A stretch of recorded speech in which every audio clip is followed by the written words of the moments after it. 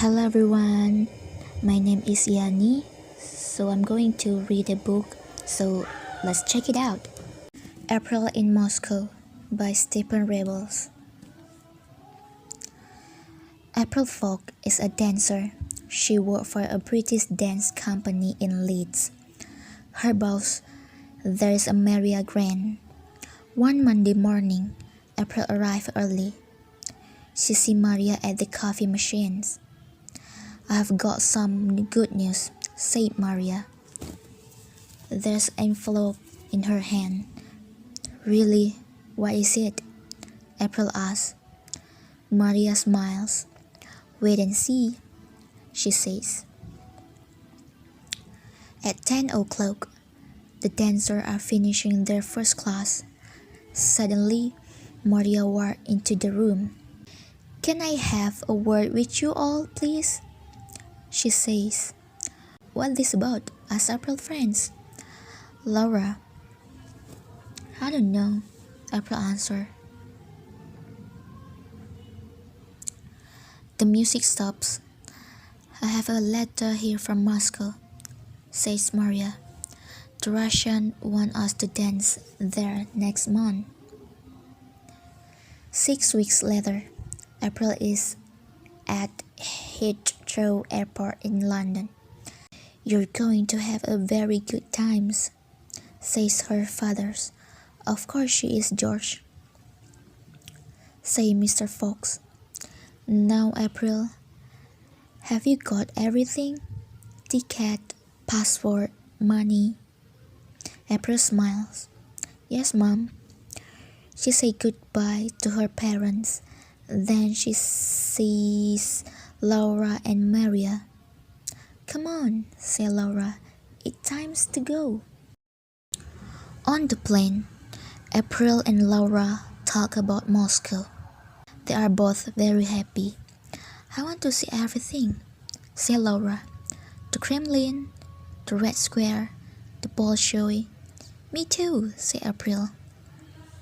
"And I want to meet lots of people." "Don't forget, we're going there to work," says Maria with a smile. In Moscow, a bus takes the dancers to their hotel. April and Laura's hotel room is on the second floor. Laura walks in and puts her bags down. "Great, there's a TV," she said and turned it on. A man is reading the news. She pushed another button. Now there's a pop video. "Look, April," she says. "Russian rock and roll." But April is not listening. She is looking out of the windows. "Moscow," she thinks. "I'm in Moscow." Next day, the dancers work very hard. Their dance for the festival, Green Ocean, is new and very difficult. They start at 8 o'clock and finish at 6.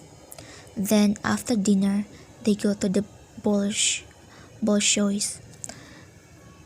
And then after dinner, they go to the Bolshoi Theater. "This is beautiful," says April. Laura sits down next to her. "It really is," she said. Then they watch the Russian dancers. They are all tall, strong, and very, very good. The day after, April and Laura finish at 3 o'clock. They go to the cafe and drink Russian tea. Then Laura looks at her map of Moscow. "Where do you want to go?"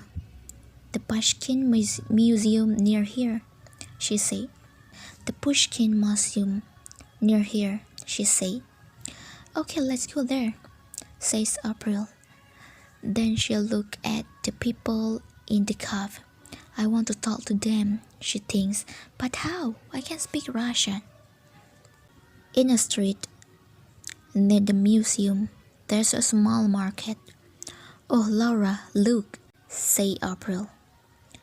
She can see some red and yellow box on the table. Those are pretty.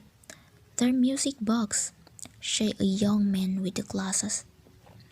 You speak English? Says April. The boy smiled. I'm studying at university. My friend Nikolai and I only work here at weekends. April and Laura talked to the boys for a long time. Sasha, the one with glasses, speaks English very well. Nikolai only speaks a little. After 20 minutes, Sasha has an idea. Listen, he says, we are going to the country tomorrow. We're going to the country tomorrow for a week's holiday. Some friends are going with us. Do you want to come for the day? It's not very far. Next morning, Sasha and Nikolai arrive at the girls' hotel in their father's cars. There are 3 other people with them, Lara, Igor, and Sonia. They all drive to the lake near Moscow. Everyone is laughing and talking. At the lake, they have a lunch. After that, Nikolai plays his guitar and sings Russian songs. April listens to him. There's a boat beside the lake. Late in the afternoon, April and Nikolai go out in it. Nikolai looks at April and smiles. April smiles too. It's very beautiful here, she says. Nikolai looks into her eyes. Yes, he says. Beautiful, and you are beautiful too, I think. April, Laura shouts. Come on, it's time to go.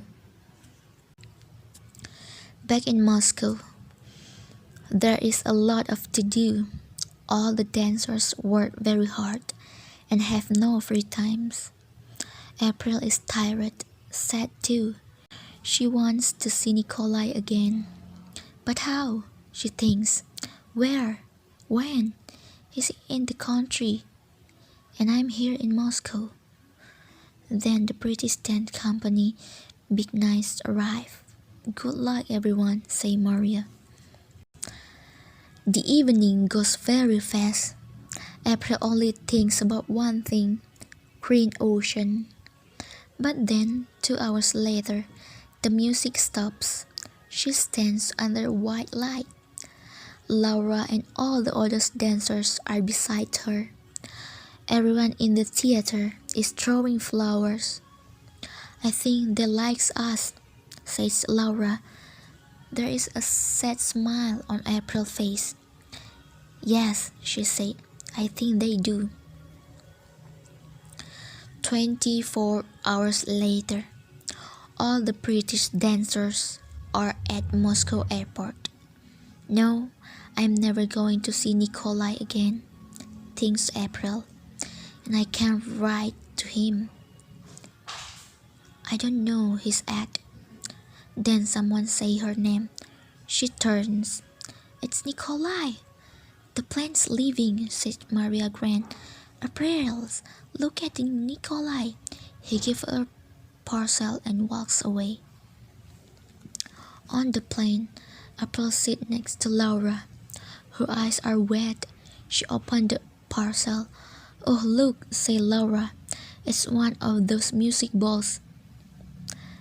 The one in the market. And there's a letter too. What does it say? But April is too happy to speak. She looked at the letter. Can I come and see you in England? Oh, Nikolai. Yes, she thinks. Yes, you can. Alright, that's all the story on this book. Thank you so much for listening. See you next time.